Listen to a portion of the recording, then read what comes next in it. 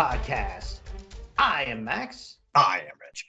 And on this podcast, we will normally be focusing on the Weird War Tales comic book series published by DC Comics from 1971 to 1983. However, on this episode, we're going on a little redeployment, the final redeployment of this series, and taking a look at Weird War Tales number 4 from 1997.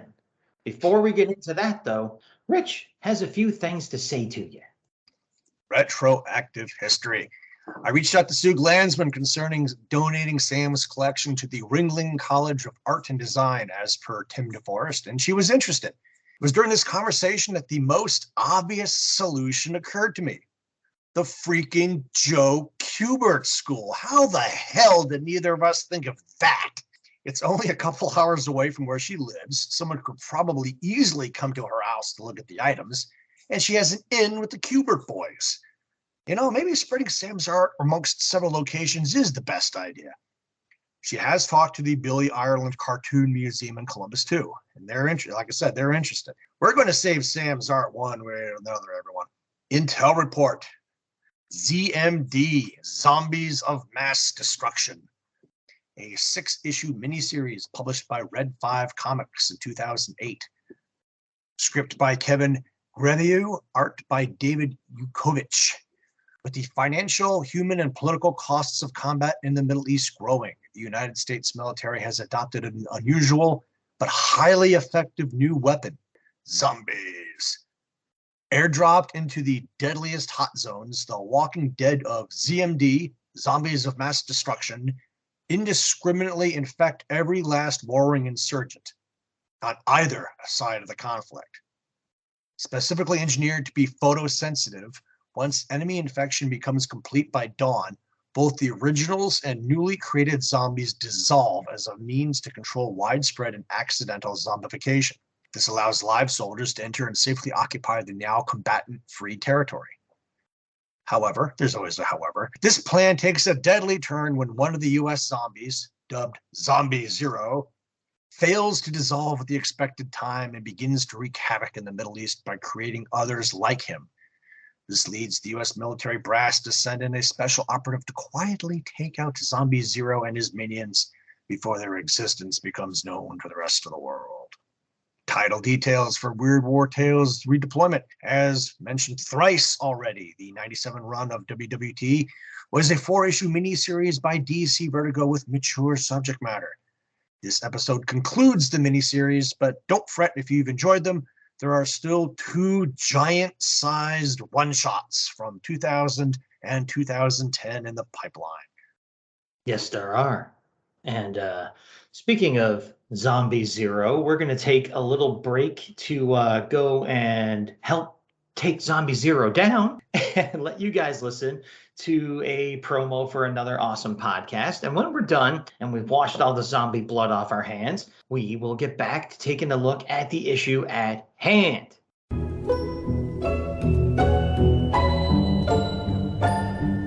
Do you like comics? The 1960s? How about middle-aged gay couples gossiping about their neighbors? Then you'll love Checkered Past, a loving examination of DC's Go-Go Check branded comic magazines published from February 1966 to August 1967. I'm Dr. Bob. And I'm Dr. Husband. And each week we'll be your hosts on a trippy tour through mid-century four-color madness. Checkered Past, available wherever fine podcasts are downloaded for free.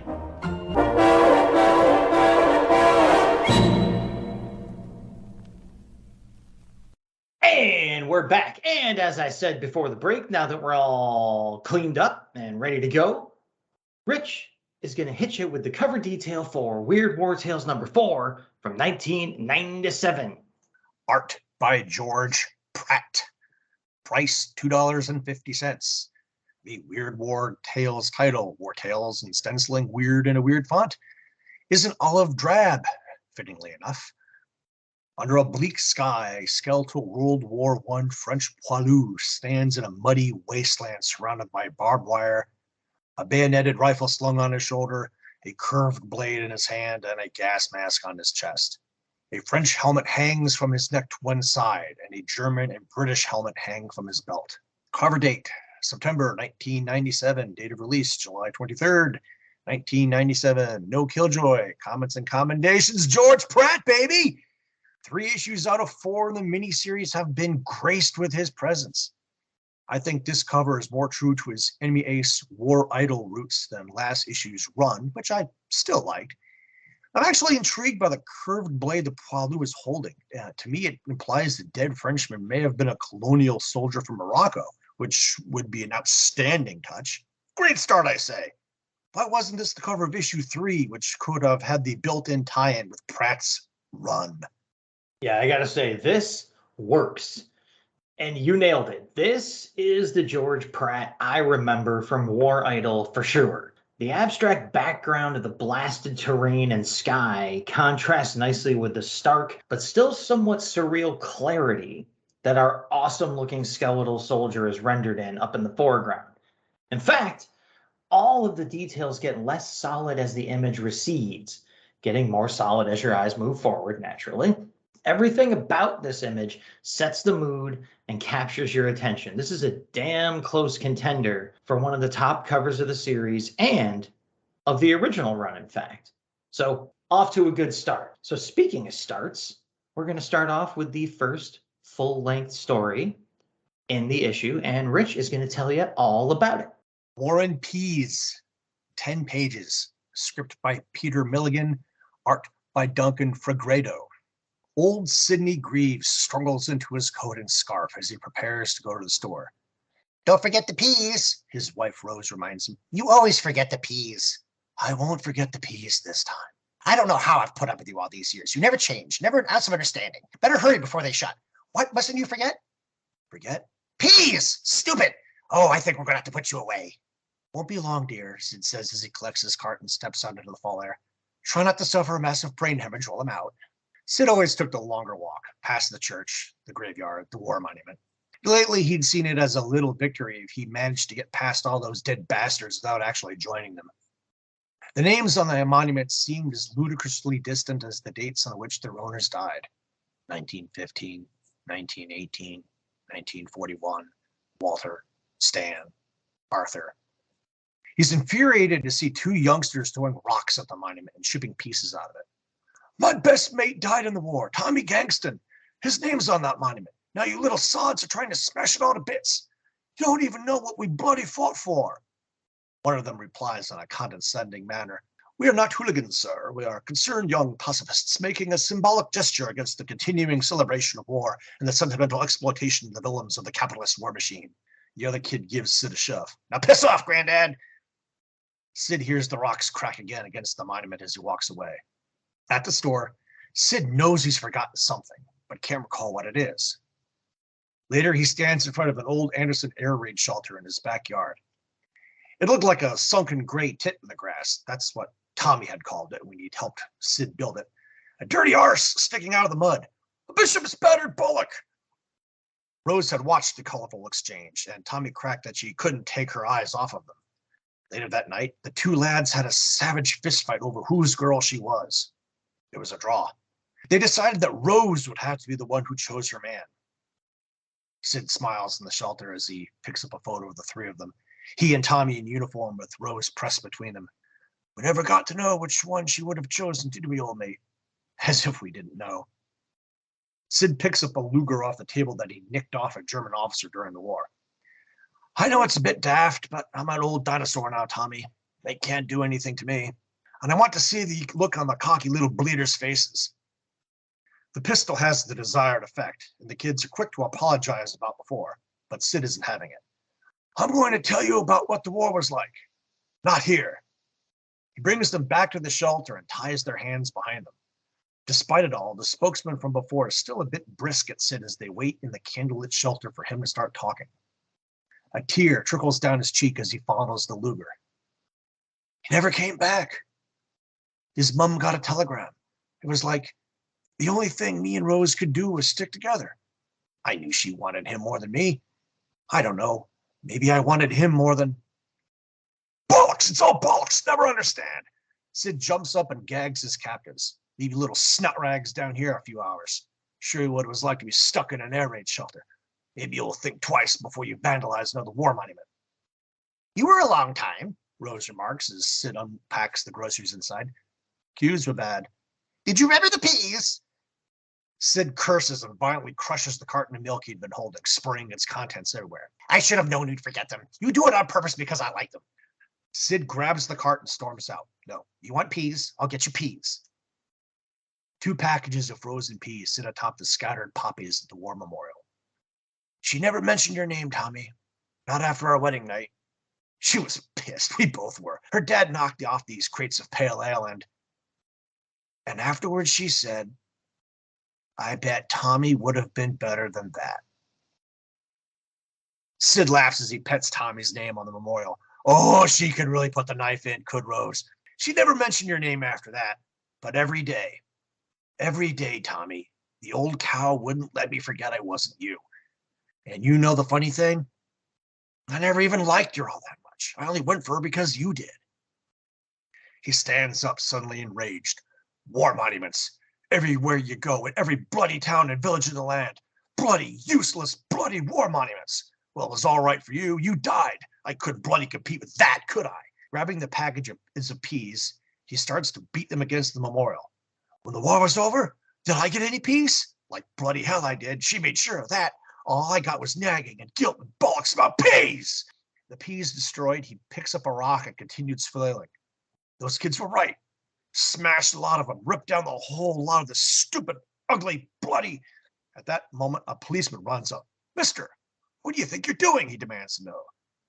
As Sid stops to reply, he moans and collapses into the officer's arms. In hospital, Rose clasps Sid's hands as he starts to wake up. Oh, Sid, I knew you'd come back to us. What? You had a very nasty turn, Sid, a doctor says. A heart attack. Heart attack? You almost died. You're a tough old soldier. Would have seen off most chaps your age. You've been unconscious for nearly a month, sweetheart. Nearly a month. His eyes pop open. A month? Steady, old fella. What you need is plenty of rest and, peas. Peas? Peace, Sid. What's happened to you? Had a funny turn, that's all, love. Tried to dig up the past. But some things are probably best kept buried.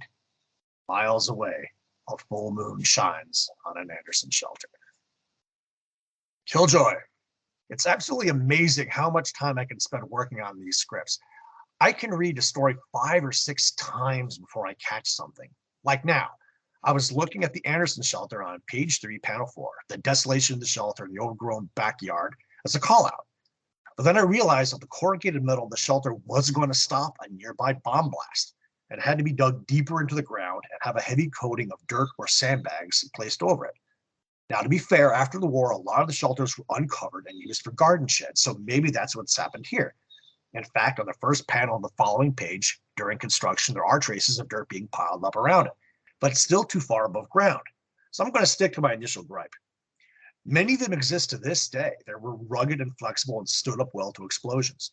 Over 3.5 million were erected before and during the war in Great Britain. All right, so comments and commendations on our opening story. I will kick it off, and I'll say this is one that needed to sit with me for a bit. At first, I thought the story was really dawdling along with all these details like who wanted Rose more back in the day, don't forget the peas, and so on. I basically felt this was a 3-page story padded out to 10, and it kind of is. However, that padding is done so well that it becomes part of the charm and part of the very reason that this story works as well as it does for me. You end up falling into the cozy rhythm, lulled by the pastel colors and incredibly lifelike facial expressions and body language until, bam, things start going dark. In fact, I think a shorter treatment of this tale would probably dull the impact of it.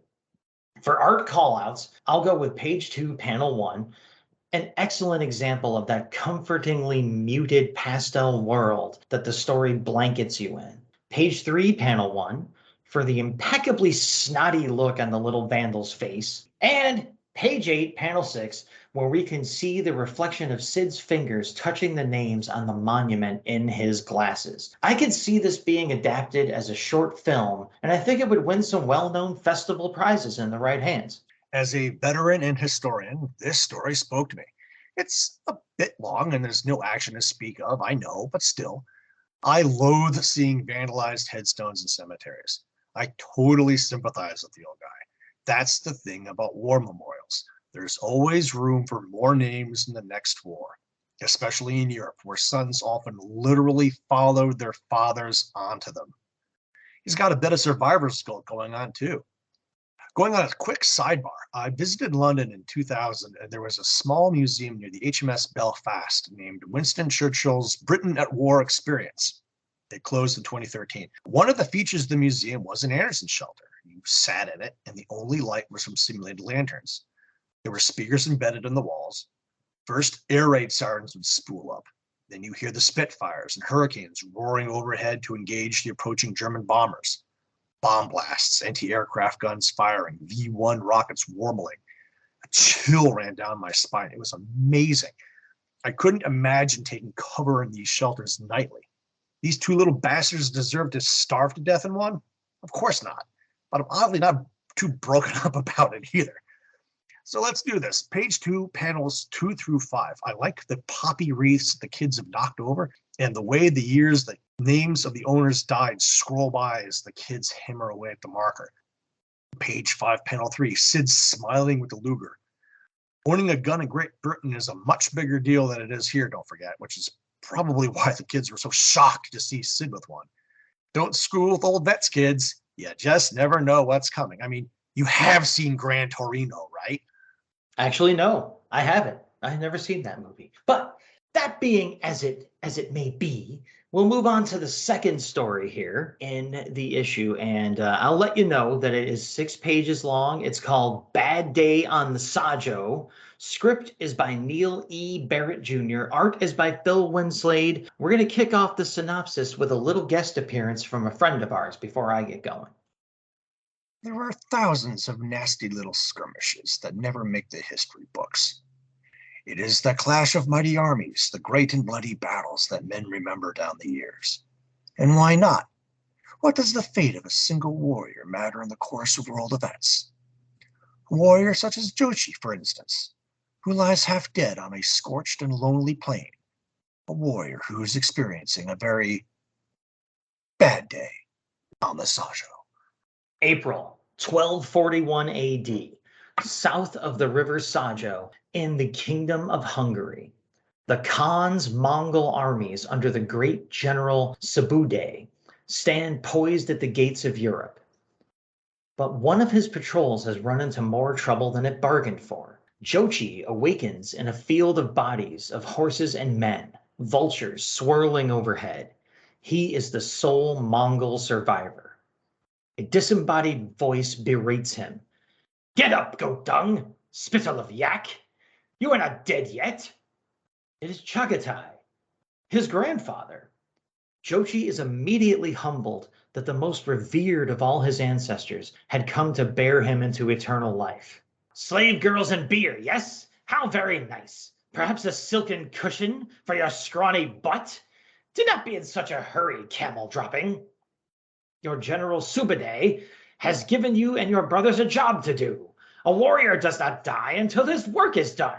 Jochi's protests that he can do nothing because all the horses are dead are dismissed when Chagatai points out that one single great war steed remains, and one stalwart mount is all a willing warrior needs.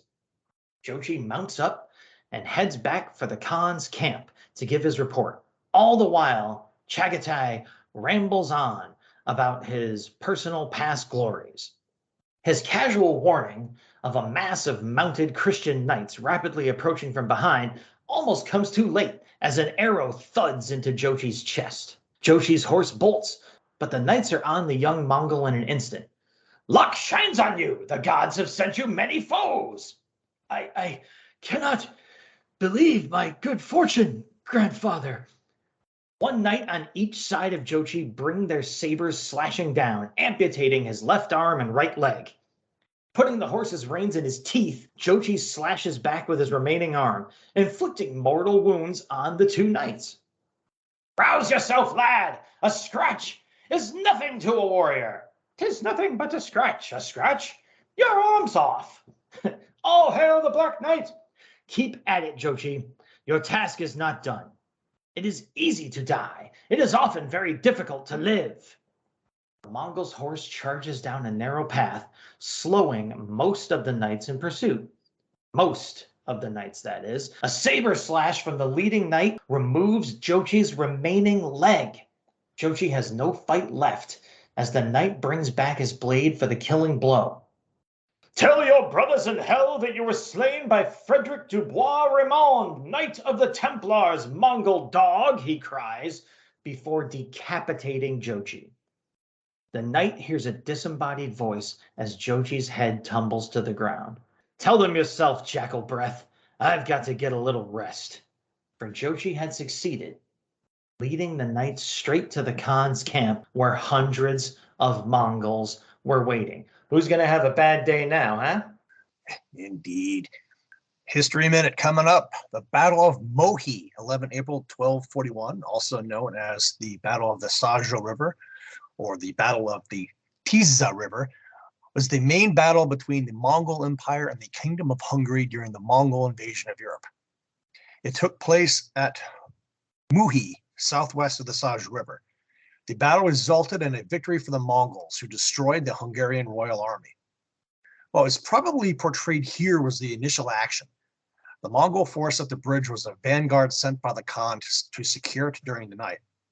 The Hungarian forces found the Mongols unprepared and in the middle of crossing the bridge. They successfully forced them into battle and achieved victory there. The Mongol vanguard was killed nearly to a man, with Thomas of Split writing, "The Hungarians immediately charged into them and did battle. They cut down a great many of them and pushed the rest back over the bridge, causing them to be drowned in the river. The Hungarians left some soldiers to guard the bridge and returned to the camp, unaware that the main Mongol army was nearby. Arriving at the camp at around 2 a.m., they celebrated their victory. The next day, Batu Khan attacked. He and his brother, Prince Shiban, led a frontal assault across the river while Subadai rode northward in search of a ford by which his troops could cross and attack the Hungarians from behind. Batu and Shiban struggled to make headway, but then unleashed catapult-fired explosives that drove the Hungarians back. Once across, they wheeled around and turned the Hungarian position so it would be vulnerable to Subadai when he arrived. Then Batu ordered his men to retreat and line up in single file. Subadai's troops arrived and deployed in the same way behind the Hungarians, who, realizing they were about to be encircled by archers, charged out to regain their camp. Subadai pursued them and bombarded the camp with explosives, finally sending in his heavy cavalry. A column of Hungarians fled back towards Pest, but was pursued and shot down by the mounted Mongol archers. Europe was saved by further Mongol depredations by the death of the Khan and consequent withdrawal of Mongol forces to select a new leader. There you go. Once again, the history behind the story just as interesting and cool as the little story we were just treated to itself. So, comments and commendations on the little story we were treated to itself. I'll say, holy doubleheader. 2 excellent stories with fantastic art in a row. Yeah, pretty different style of both writing and illustration, but each equally engaging and impressive. It's going to be tough to pick a favorite this time around for me, I think. The writer is not a name I'm familiar with, but if this is the kind of material they're capable of, I would sure like to be. As for Phil Winslade, well, I've heard his name before, but obviously have not spoken it enough times.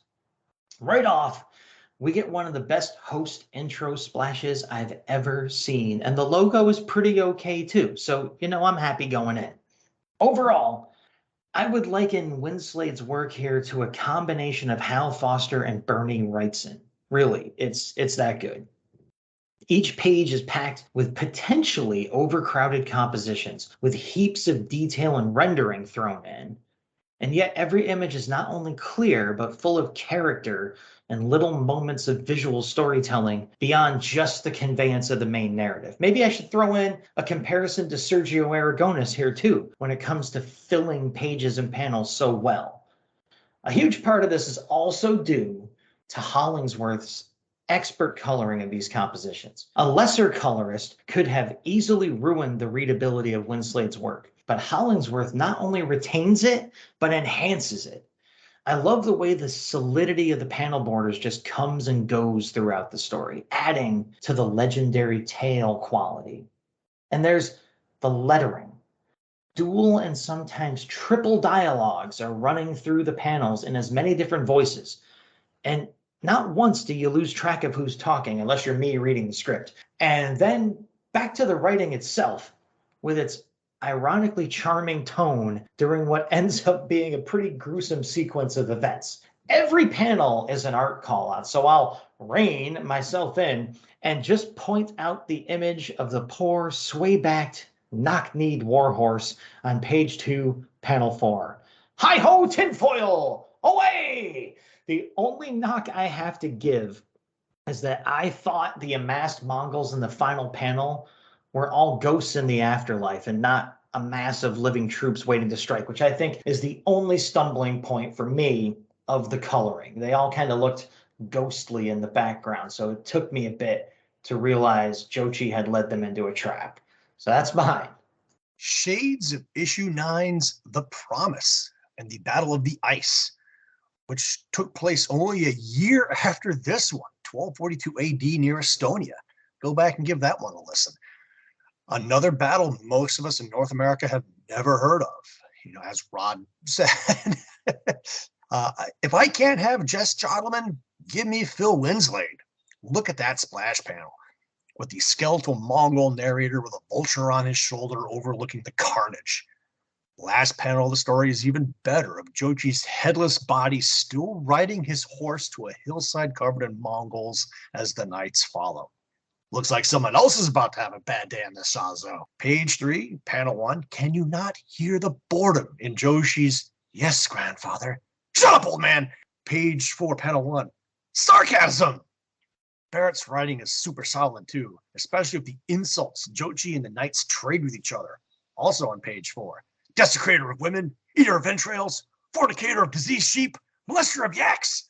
You want to laugh, but the violence on the page is so graphic, it kind of keeps you from doing so. Toss in Matt Hollingsworth colors, and who could want for more? This time period is way outside my wheelhouse, but still good stuff. And, spoiler, the only weird story in the book. And we're riding pretty high so far. Let's see how the issue ends up. Do we keep getting to ride high? Who knows? Rich is going to let us find out. Gee, I wonder. Salvation, spoiler alert, or not.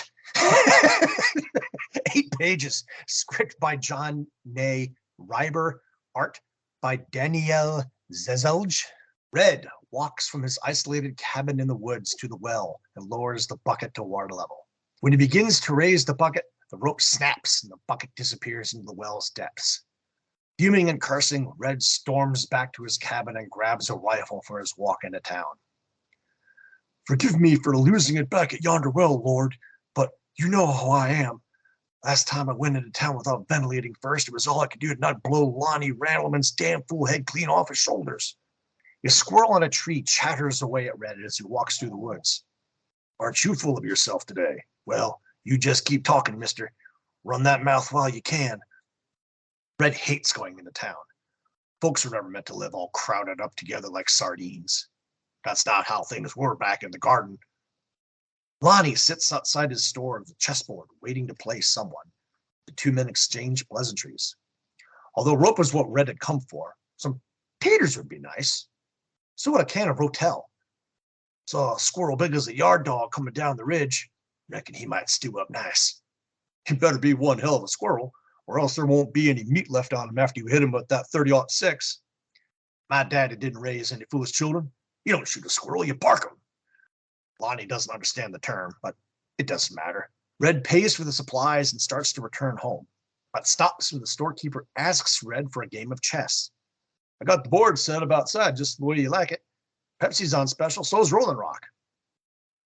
Red turns and comes to the game. Pepsi's fine. Anything's fine. Time passes, the game is played, and Lonnie finally concedes. Damn if you don't kick my ass every time we play. You want to know why? Red asks, picking up a pawn. This is the game. This man right here. Red lapses into a silence. You know the soul's salvation, Lonnie? I would tell you what that is. When you're all lined up, you and the enemy, they come swarming over the hill at you. You pick your man and you shoot and he falls. Red pauses to knock over a pawn on the board of the soda bottle. But you never know if it was your bullet that did it or someone else's. That's the soul's salvation, not knowing. He hangs his head and closes his eyes. The moment is destroyed when an SUV pulls up and a family of four get out. The father starts talking to Lonnie. Can you tell us how to get back to the parkway from here? This is our first vacation near beautiful mountains. We enjoyed them so much. We were always getting lost. Rage swirls in Red's eyes as Lonnie begins to give the father directions. He knocks over the chessboard and runs home, leaving behind his rotel and taters. Whether or not it was your bullet, and you sighted down on him and eased the trigger back slow, that took off the top of his skull, the blue chunks off of his heart clean through his spine, that made him scream and made him stop, and maybe he won the war for some damn king of color. Red pauses when he sees the squirrel in a tree ahead of him. Said I was going to bark you, didn't I? Son of a bitch. He raises his rifle and fires. The round hits the branch the squirrel sits on and blows it off the tree. The near miss still kills the small animal. Red picks it up by the tail and continues walking. You never know. And that's the soul's salvation. You never know. All right, no killjoy for this one. So I'll lead us into our comments and commendations. Probably going to be mostly comments, just letting you know. I'll say this is a story that would have worked immensely better in prose than it does here. The art does nothing but hurt pretty much every element that the writing is trying to deliver. Reber is telling a decent, even potentially poignant tale here. But the drawings and coloring make this look like something from a bad Day After Doomsday piece. I've mentioned it in a previous episode about this very series, I'm sure, but here's where one tick of 90s comics rears its head. Clever coloring and edgy/artsy experiments with the art. Vertigo Comics was founded in 1993, so we're deep into their territory here, which was overall a totally net positive as far as uplifting and expanding mainstream comics. But with growth, you get the growing pains. And this right here is painful. Again, there is a downright touching story to be told here, and some of it still gets through. But with a better art team or no art team at all, like I said, it would likely have been told far more effectively. And as Rich mentioned, it still wouldn't belong in a Weird War series, but it's hardly alone in that regard throughout this series and the original. What the hell is this? This is how you end the series? Art-wise, this is easily the worst story of the run. We started it with a Vietnam War nut, the outstanding Tunnel Rats, and ended it with one. I disliked this story so much, I started writing the script with it. I'll start with the coloring. Everything is orange, yellow, or brown. Is it sunset? Sunrise? Is there a fire somewhere? It's 1997, not 2023. It's at the same time boring and oddly engaging. I at first thought that Zezelj was Jorge Zafino, who has a similar style and had done some Punisher work. Spoiler, I don't care for Zafino's art either. While I can't admire the panel layouts and the detail he puts to paper, the super heavy inks really distracts from the effort. Page 5, panel 5. What's Red holding? A king? A bishop? With all his holy roller talk? I had to read the story to its conclusion to figure out it was a pawn. Reber's writing grew on me a bit as I reviewed it here, but it still seemed to have no real focus. Sorry, I didn't know what rotel was. I had to look it up and find out it's a classic recipe of diced tomatoes and green chilies. Let me go into the way back machine for a moment. We were guest hosts on the Checker Pass podcast when they reviewed GI Combat 119, and I was a real buzzkill when I did a history minute on the U.S. Army execution of deserters during World War II.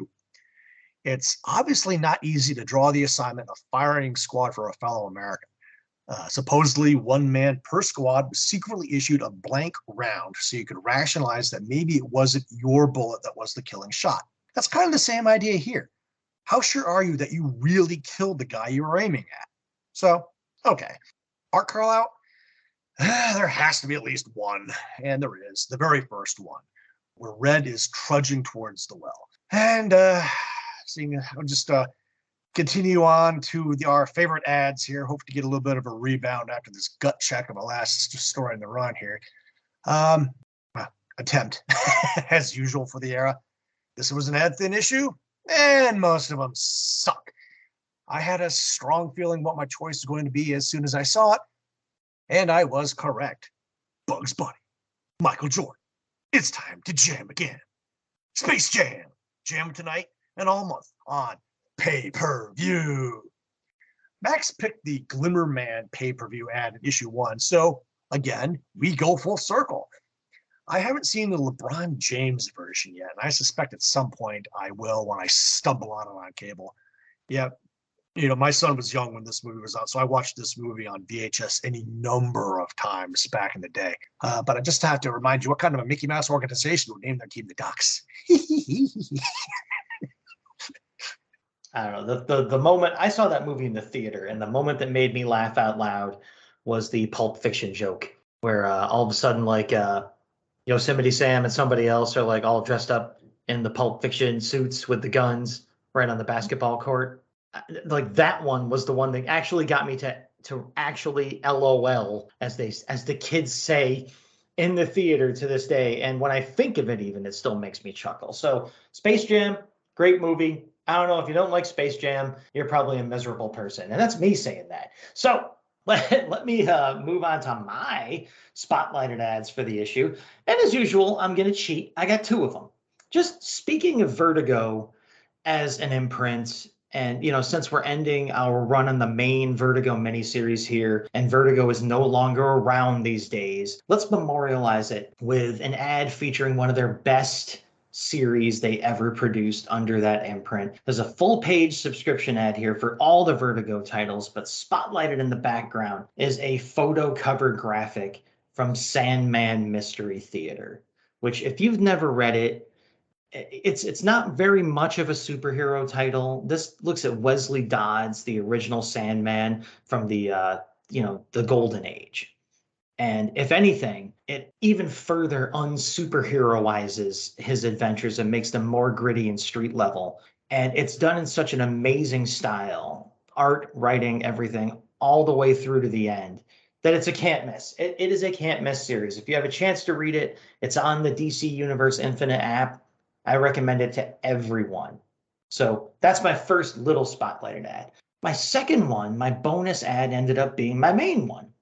It turned out to be more interesting than I thought. We got a full-page ad here featuring a sexy cartoon lady in a ridiculously revealing dress. Think a ripoff of Jessica Rabbit, because that's exactly what it looks like, but with black hair instead of red. And she's, lounging with a martini glass, and underneath her in yellow letters it says, "It's hot in the city, especially at midnight." Spicy City, a decidedly adult animated series from Ralph Bakshi, creator of Fritz the Cat, and Cool World. I don't know why you want to mention Cool World, because it came out like 5 years before this, and it was not a success.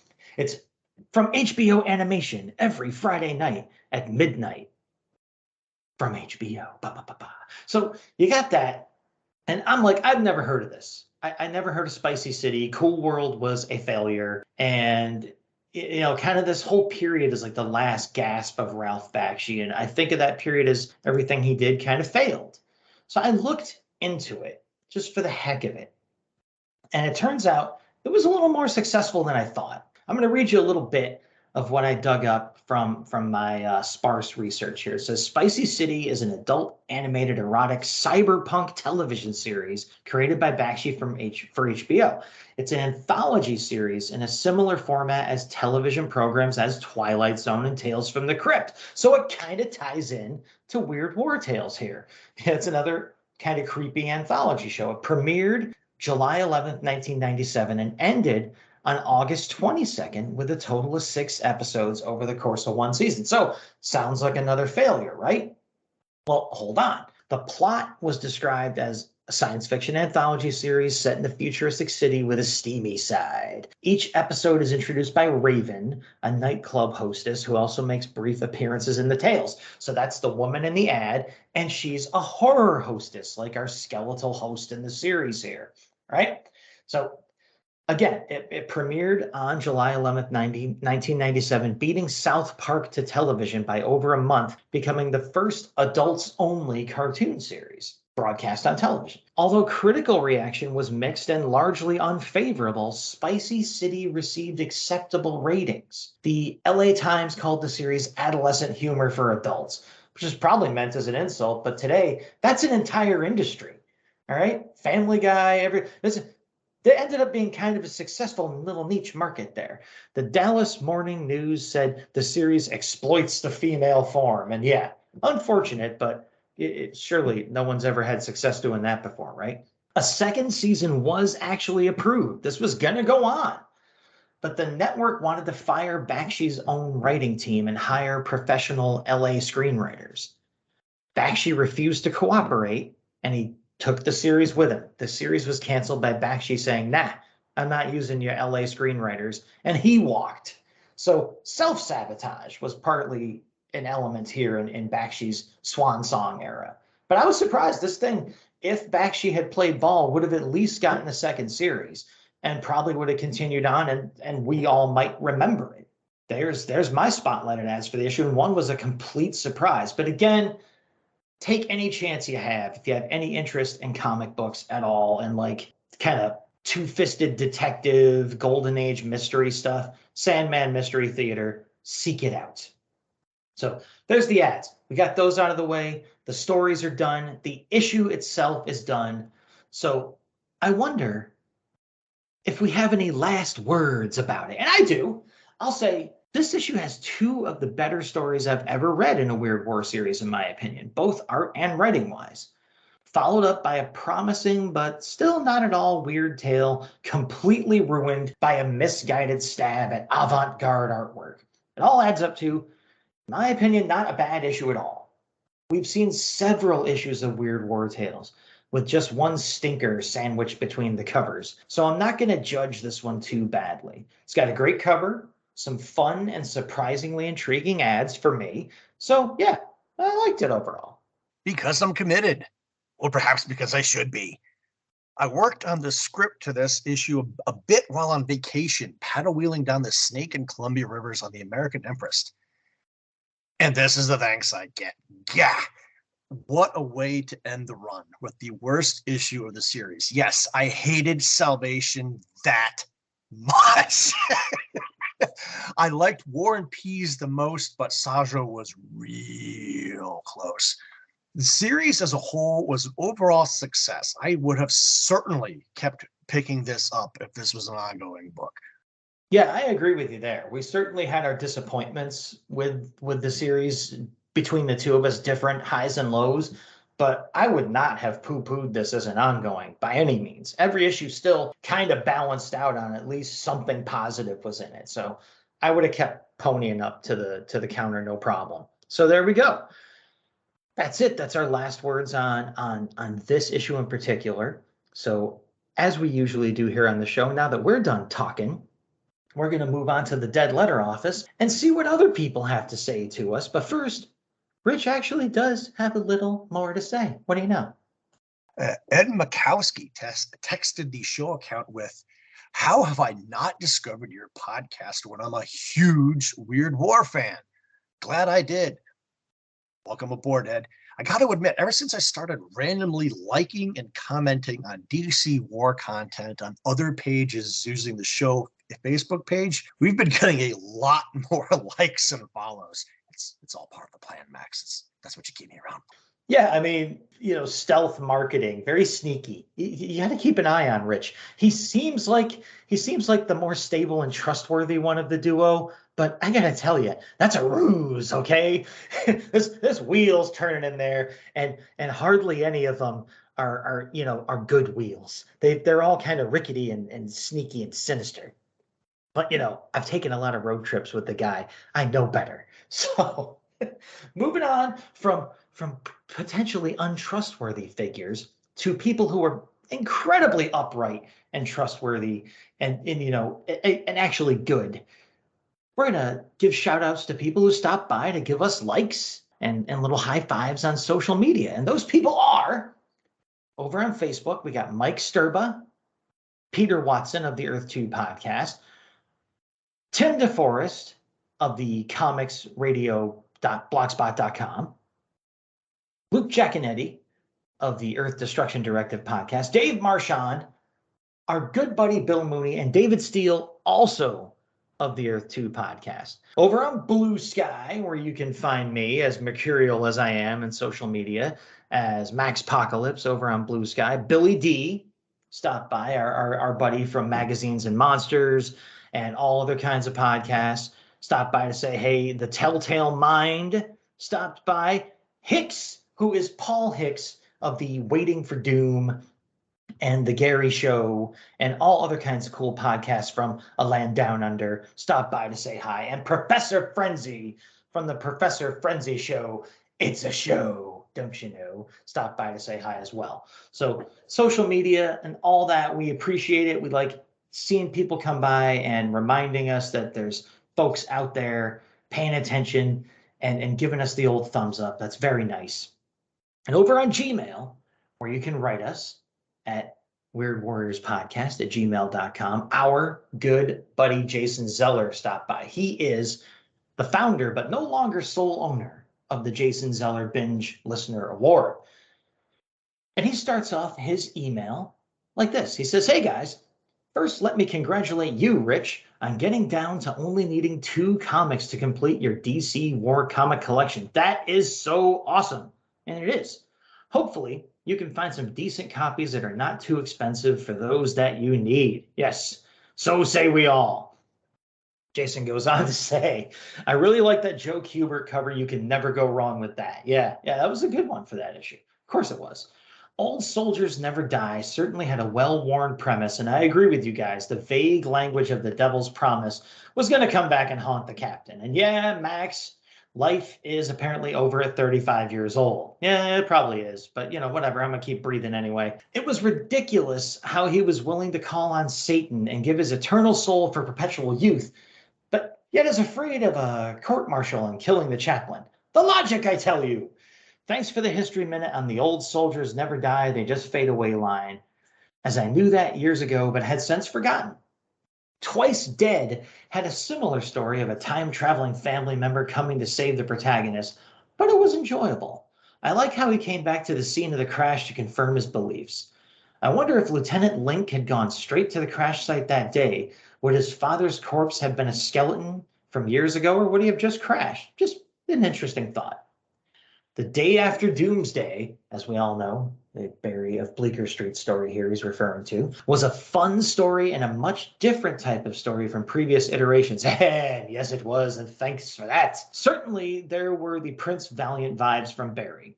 I enjoyed this story quite a bit and look forward to the continuation, but nothing compares to my enjoyment and laughing out loud from Max's narrator voice, especially the voice for the witch when she took the cheese away so fast. That story just inspired me. I had to go full into the characters on that one. So I'm glad I held up my end okay, because I just do that stuff at the spur of the moment, and I have no idea how it sounds.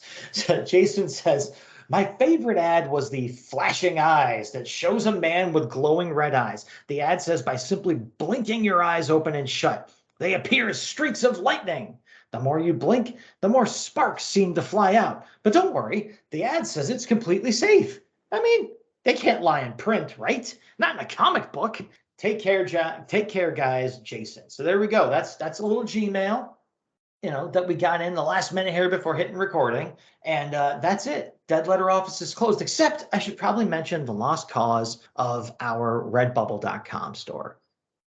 Folks, you can go over to that fine website, redbubble.com, and you can search for the Weird Warriors podcast and hit that enter key, and presented to you will be a panoply, a myriad, a plethora of items that you can emblazon our amazingly cool and professionally executed logo, designed and illustrated by Bill Walco of the Hero Business, onto any of those items you may desire.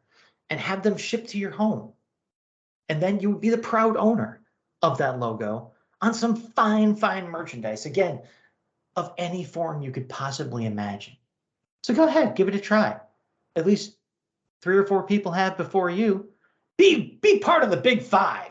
Be part of the first 5 customers. Be part of the big 10. Be part of something, won't you? Come on. All right, so that closes the dead letter office. I had to berate people after being so nice for like 35 seconds. I have. Don't forget, guys. You got the Sam stars. You buy something and you will get a star from the old Sam Glansman flag that he ran up the flagpole before he died. And you know what? I am actually willing to double down, folks. If someone buys the Weird Warrior podcast pillow, I'll send you 2. Because I'm just that generous. You need to have that on your sofa with your dog or your cat sitting on. And remember, we need photographic evidence for you to win the stars. So, do the George Costanza, glamour shot. Do whatever you want, but have the pillow in that picture, and you'll get 2 stars. See, I was all with the stick because I was sick and tired of being nice for under a minute. And Rich always has the carrot to add to my stick at all times. And I almost forgot about it. But yeah, buy some merch and you actually get something for it. Not from me, because I've had it. I've had it with this. But Rich will actually give you something incredible for ordering stuff from the store and sending us a picture of it. So, hey, somebody will give you something out there in this world for practically free. Okay? So that's it. That's enough niceness. Except, okay, fine. Rich has a little more for you. He's going to give you even more. Okay? How much do you want from this man? He's going to give you a teaser for free for the next episode. Merry Christmas, one and all. Weird War Tales 48. Glory Hounds. Booty Hounds. A Bad Day for Steve Scout. And so many good ads. Happy 2024. Hope there's not a Civil War 2.0, but this time next year, you know what side we'll be on. Yeah, I'll be on my side. Screw the rest of you. So, you know what side that is? That's the side of the Weird Warriors. That's the side of the Battling Bros. That will be the side of the Weird Warriors podcast where we promise to make war